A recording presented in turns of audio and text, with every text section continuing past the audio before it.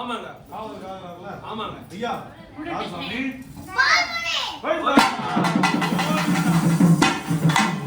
வந்தது ரொம்ப சந்தோஷம்.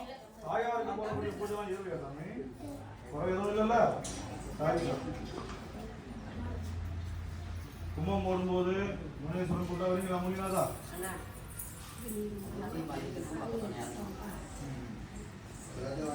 ஐயா மாலுமுடி வந்து அக்னி